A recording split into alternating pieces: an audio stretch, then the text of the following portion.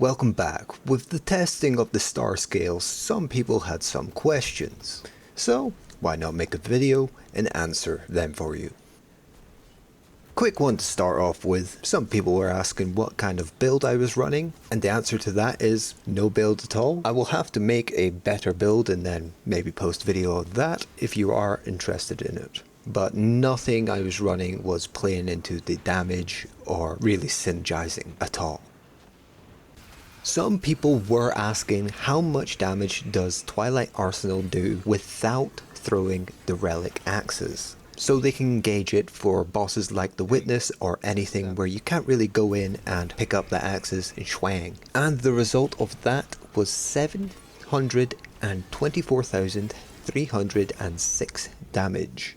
The total damage of the relics themselves, that being the axes you throw, is 215,027, which when added together, this brings it up to 939,326, which lines up to my previous tests, more or less, so this should be accurate.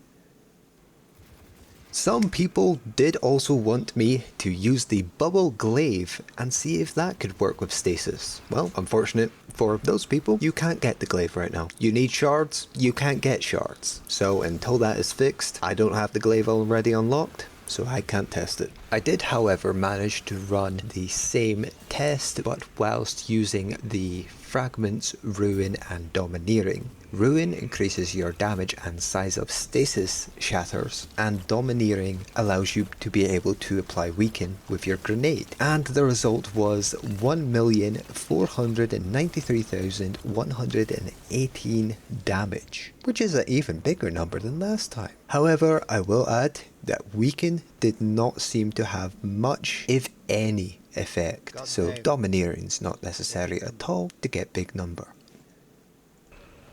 A few people wanted me to compare Curus with Light Eaters when using Thunder Crash, and I did not expect the result. With Star Eaters, the total damage came in at 505,430, and with Curus, it came in at 480,926. Given a more or less 5% difference, I'm giving the crown to Star Eaters. I didn't expect this because Curus is a 100% damage bonus, whereas Star Eaters is 70%.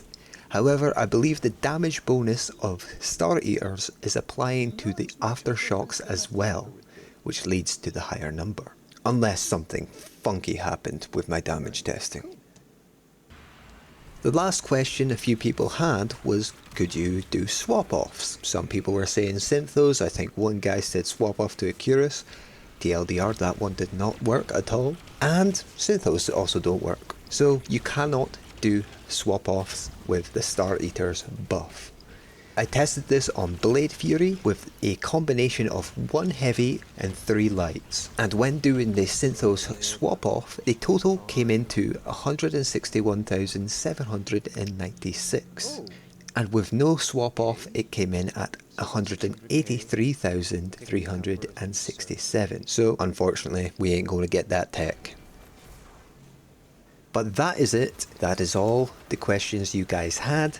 If you have any more questions when it comes to damage testing with Star Eaters or anything else you really want to see tested out, or any other content ideas, I'll take them all. Leave it down below in the comments. And whilst you're there, chuck us a like, and why not subscribe for more content. And with that said, I'll see you in the next one. Bye bye.